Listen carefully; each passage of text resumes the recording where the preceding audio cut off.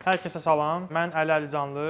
Sizə qəhvəxana ilə birlikdə yeni rubrikamızı təqdim edirəm. Məqsədimiz kofe dəmləmə üsullarından düzgün istifadə eləmək və kofe haqqında ümumi məlumat. İlk mərhələdə məqsədimiz sferanın inkişafı ilə bağlı addımlar atmaqdır. Sferanın inkişafı dedikdə əlbəttə ki, birinci məqsədimiz baristalar, sahibkarlar və kofe dəmləmə alətinin arxasına kim keçibsə, hamı. Yəni kim kofe dəmləyirsə, bunu mükəmməl və professional şəkildə eləməyi öyrənməlidir. Ən azından səhv addım atmağı bilsə, düz addım atmağı öyrənə bilər. Hamımız bilirsiniz ki, bu yaxınlarda bizim komandan çempionatımız baş tutdu. Çempionatımızın reqlamentine uyğun olaraq əlimizdə bir kofe var idi. Hansı ki, iştirakçılara verilən kofe haqqında heç bir məlumat verilməmişdi. Nə hündürlüyü, nə belə deyim, başqa prosesi filan heç bir məlumat verilməmişdi. Sadəcə səhv eləmirəmsə qovurması haqqında məlumat verilmişdi ki, medium qovrulub. Bu situasiyalara düşdüyümüz vaxtda nələrə fikir verməyimiz və nə cür addımlar atmağımız lazımdır. Çünki nəzərinizə çatdırım ki, çempionat vaxtı 200 qramlıq kofe həm V60, həm Aeropress dəmləmək üçün istifadə olunmalı idi. Ona görə də bəzən iştirakçılar kofeni çatdırmaya bilirdilər. Nə etməliyik? Eləməli olduğumuz sadəcə birinci mərhələdə kofeyə sadəcə olaraq baxmaqdır. Kofeyə baxdığımız zaman onun natural proses olduğunu görürük. Natural proses olduğu və medium qovrulduğu halda nə etməli olduğumuz artıq bəllidir. Hal-hazırda mənim əlimdəki kofe medium qovrulmayıb, light qovrulub. Mən də bunun məsəl üçün hansı kofe olduğunu bilmirəm. Gözlə baxdığım zaman kofenin natural qovrulduğunu və light qovrulduğunu görürəm. Natural qovulduğu üçün avtomatik olaraq kofenin üyütmə dərəcəsini biraz yuxarı eləməyə fikirləşirəm. Amma bir yandan da kofenin dənləri kiçik olduğu üçün və qovulduqdan sonra yenə də kiçik qaldığı üçün bunun bir qovulmaçı olaraq Afrika regionuna uyğun olduğunu fikirləşirəm. Afrika regionu daha çox hündürdə yetişən kofelərlə boldur, zəngindir. Hündürdə yetişdiyi üçün sıxdır, yəni kofe. O səbəbdən daha kompleks dadlar, daha balans, clean cup almaq üçün biz bu kofeni nə çox aqressiv, nə də çox zəif dəmləməməyi seçirik. Mən nə fikirləşirəm? Mən sadə şəkildə kofemizi komandant S40-la 25 kliklə üyüdüb 60-120 qram 16 qram kofedən istifadə edib 15 ratio ilə dəmləməyə fikirləşirəm. Sadə şəkildə heç bir əlavə olmadan, hətta 60 və birbaşa 180 də əlavə edə bilərsiniz. Gəlin elə ikinci resepti yoxlayaq. Kofemizi yormadan kofemizin dadına baxaq. Görək nə cür dadlar verir və bunun üstündən dəmləməmizi dəyişək. Sadə şəkildə, yəni ümumi olaraq prosesi çətinləşdirməyə ehtiyac yoxdur. Bəzən iştirakçılar, bəziləri egosundan, bəziləri göstəriş üçün, bəziləri də bilmədikləri üçün kofeni dəmlədikləri zaman fərqli üsullara əl atırlar. Bəli, yenilik həmişə lazımdır, sadəcə düzgün formada. Komandant S40 grinderi. Əziz baristalar, bu grinderdən istifadə etdiyimiz zaman grinderin üstünə çıxıb, grinderin belə üyütdüyümüz zaman əsəbləşməyə ehtiyac yoxdur. Sadə şəkildə üyütmədən istifadə edə bilərsiniz. Siz nə qədər bunu sürətli ütməyə çalışıb, əlavə hərəkətlər və yaxud belə hərəkətlər eləsəz, sadəcə 5-10-15 saniyə qabağa düşə bilərsiniz, amma üyütmənin monotonluğunu itirirsiniz. Yəni, kofe artıq üyüdülmür, sındırılır. O səbəbdən bu dəmləməyə az da olsa təsir eləyir. Ümumiyyətlə təsir eləmir deyən adamlar specialty ilə tanış olmayan adamlardır. Specialty kofeni dəmlədiyimiz zaman hər bir detala fikir verməliyik. Əgər kofemiz yuxarı keyfiyyətlisə, deməli bunun üstündə qayğı var. Biz də onu dəmləyərkən biraz qayğı göstərməliyik. Kofemizi üyütdük. Çox qısa bir zamanda 16 qram kofe üyüdüldü. Birinci mərhələdə aromatla tanış oluruq. Tanış olduqdan sonra artıq bir fikir formalaşır. Kofemizdən qırmızı meyvə qoxusu gəlir. Artıq görürük ki, düzgün fikirləşmişik. Afrika bölgəsidir. Şeylə iyi gəlir kofedən, vişnə iyi gəlir. Yaxşı kofedir. Filter. V60 filter Hario firmasının filteridir. Bu filterdən istifadə etdiyiniz zaman zəhmət olmasa diqqət yetirin. Filterdən kubik düzəltməyə ehtiyac yoxdur. Filterdən necə istifadə olunur? Sadə şəkildə filterin qırağında qatlanmağı üçün hissə var. Baxın, bunu qatdaladınız. Qatlandı.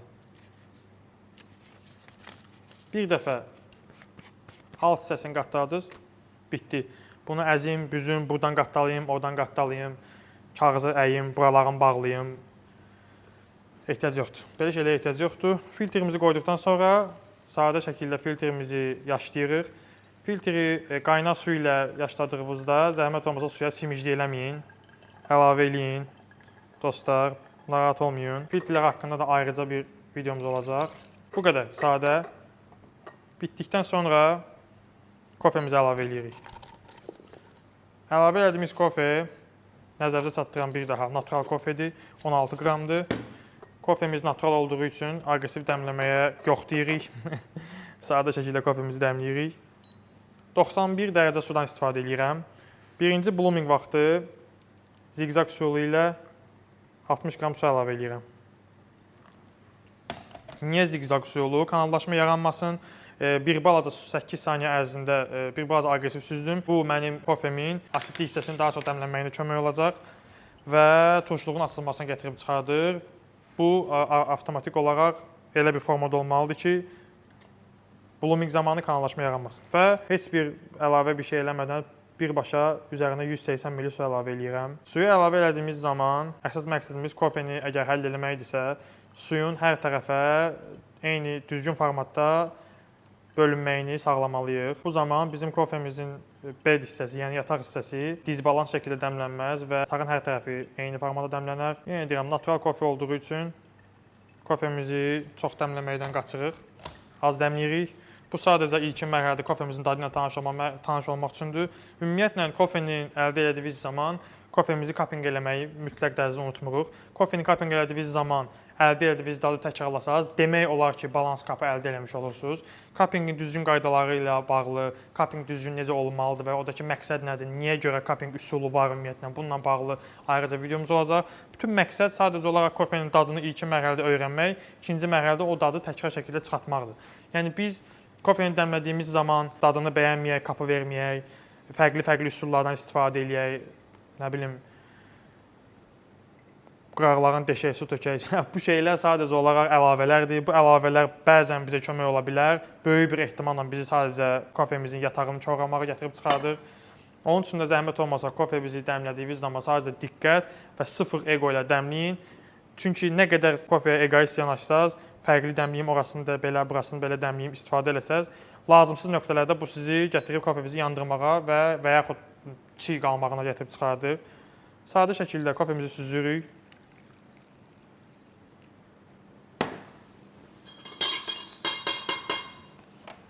Dadına baxırıq.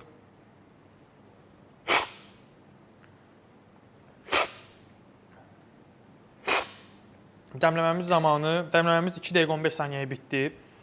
16 qram kofe idi, 240 ml süzdük, ratio 15. Efiopiya kofesidir, əvvəlcədən bildirim. Kofe Efiopiya kofesidir, mənim düşüncəmdir. Kofedə qırmızı meyvələr, çoban yastığı dadı çox zəngindir, çox balans kapımız var, filling kapdır, yəni balansdır. Sadəcə olaraq məsəl üçün ikinci dəfə dəmləsək, bir dəmləmə daha əlavə eləyə bilərik. Məsəl üçün bir 30 saniyəyə 60 qram əlavə eləyə bilərik. Bu dəmləməni biraz uzadar, bunu biraz daha balanslaşdıra bilər. Hal-hazırki kapımızda narahat eləyən acılıq, çiğlik, bu tip dadlar yoxdur. Sadə şəkildə kofemizin dadına bir daha baxırıq, müxtəlif temperaturlarda.